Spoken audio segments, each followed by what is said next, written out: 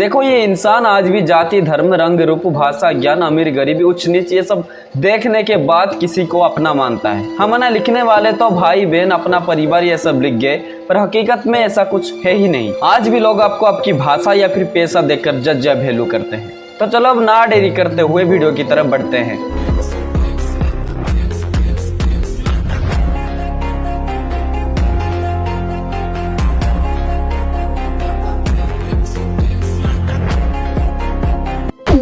देखो आप महाराष्ट्र पे हो तो मराठी बोलो, बेंगलुरु पे हो तो कन्नड़ा बोलो, और अब चेन्नई में हो तो तमिल में बात किया करो। अगर आप वहाँ का स्टेट में रहते हो और आपको वहाँ का भाषा कहना नहीं आता है तो आपको वहाँ पर एक टेररिस्ट के नज़र से भी देखा जा सकता है। आपको वहाँ का ऑटो वाला से लेकर बड़े पदाधिकारी ऑफिसर तक, यहाँ तक कि आम जनता भी इमोशनली ब्लैकमेल या फिर टॉर्चर कर सकते हैं। और आपको वहाँ पर चुप रहना है क्योंकि आपको वहाँ का लोकल लैंग्वेज कहना या फिर समझना नहीं आता है। ना जाने ये कैसा न्याय व्यवस्था है। जो इंसान अब दिख रहे हैं, इन्होंने हर बैंक को जाकर वहाँ पे मराठी बोलने के लिए बोला और वहाँ का बैंक मैनेजर को एक गुलाब और एक ईंट दिया। और ईंट देने का क्या मतलब हो सकता है ये आप सबको समझ में आता है। इस आदमी ने बैंक के एम्प्लॉय को थप्पड़ मारा कैमरा के सामने। एक डिलीवरी बॉय जब मराठी नहीं बोला तो उससे माफी मंगवाया गया। बैंक में जा कर वहाँ का कंप्यूटर लैपटॉप तोड़ा गया। वहाँ पर लोगों को इमोशनली टॉर्चर किया गया। पर ये सब चीज को लेकर कोई भी लीगल एक्शन नहीं लिया गया। अब आप सोच रहे होंगे वहाँ का पुलिस क्या कर रहा है, तो आप देखो। मराठीचाच बोलायचा, तू काय बोलतो मला मराठी येत नाही? मराठीचा आपल्या दर्जा कधी प्राप्त झाला, तुम्ही मला बोलताय। जब वहाँ का पुलिस को ये सब फेस करना पड़ रहा है तो आम जनता का क्या हो रहा होगा। ये सब चीज को लेकर देवेंद्र फडणवीस कहते हैं, देखिए ये बात मैं स्पष्ट रूप से कहता हूँ, महाराष्ट्र में मराठी के लिए आग्रह करना कोई गलत बात नहीं है।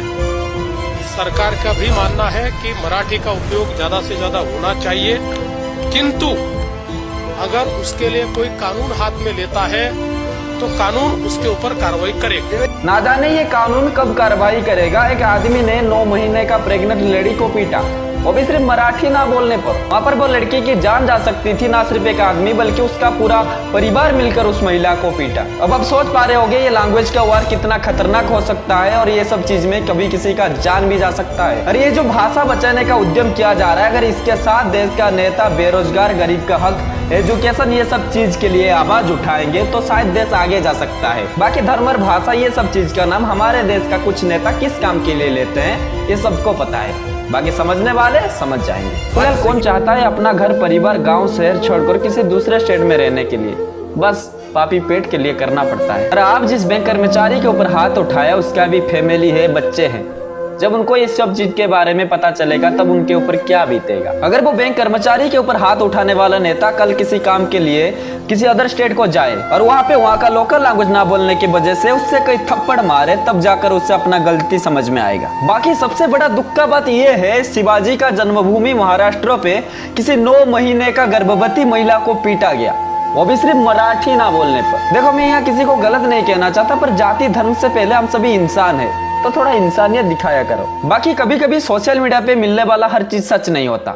जब ये सब चीज का मैं रीजन ढूंढा तब मुझे ये वीडियो मिला। सालों में उत्तर प्रदेश, बिहार और सिर्फ झारखंड से 3 राज्यों से महाराष्ट्र में रोज 48 ट्रेनें आती है, भर के आ रही है, खाली जा रही है। एक शहर होता है, एक राज्य होती है, उसकी एक कैपेसिटी होती है, उसकी एक क्षमता होती है। उस क्षमता के बाहर अगर लोग सिर्फ आते रहेंगे तो जो रह रहे हैं पहले से वो कहाँ जाएंगे। पहली गलती तो वहाँ पे है जहाँ पे उत्तर प्रदेश के राजनेता जो है वो आपके यहाँ पे उद्योग ना ला सके। बिहार के जो राजनेता है वो वहाँ पे उद्योग ना ला सके। देखो हर स्टेट का कैपेसिटी होता है और आज का समय में सबसे बड़ा चीज अपॉर्चुनिटी, जो कि हर स्टेट में समान नहीं है। जिस स्टेट में रोजगार का अपॉर्चुनिटी बहुत कम है वहाँ का लोग दूसरे स्टेट को रोजगार के लिए जाते हैं। ऐसे देखा जाए तो देश भर में बहुत लोग अपना स्टेट छोड़कर दूसरे स्टेट में रह रहे हैं। इस चीज में गलती आम जनता का नहीं बल्कि सरकार का।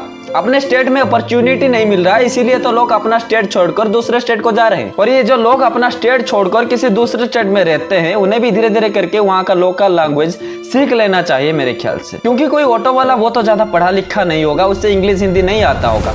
या फिर मान लो कोई बुजुर्ग आदमी बैंक को किसी काम के लिए गया है और उन्हें हिंदी इंग्लिश समझ में नहीं आता है।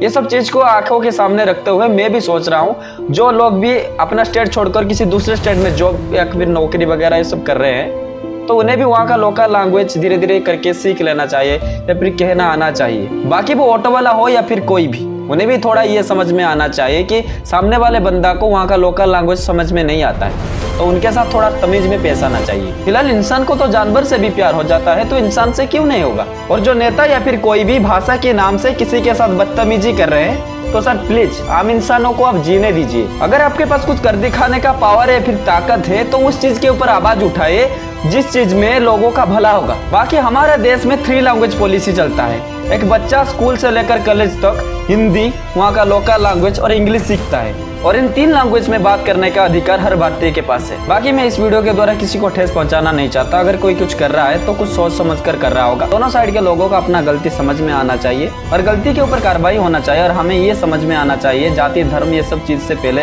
हम सभी एक भारतीय इंसान है। बाकी इसी के साथ वीडियो खत्म होता है। वीडियो कैसा लगा कमेंट में बताने का। बाकी अपना ही लोग लाइक कमेंट शेयर सब्सक्राइब वगैरह कर लेने का। जय हिंद, जय भारत।